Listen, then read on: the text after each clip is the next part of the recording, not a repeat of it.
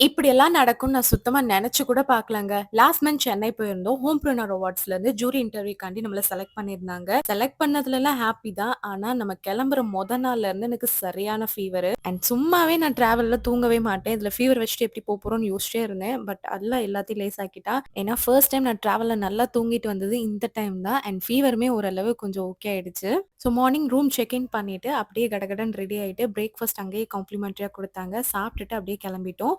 So hotel சவேரால தான் நம்மளுக்கு இந்த ஈவென்ட் கண்டக்ட் பண்ணியிருந்தாங்க. என்னோட ரிப்போர்ட்டிங் டைம் 9:00 சொல்லியிருந்தாங்க. ஸோ போனதுமே ரெஜிஸ்டர் நம்பர் சொல்லி ஸ்லாட் நம்பரும் புக் பண்ணி வாங்கிட்டு வந்துட்டேன்.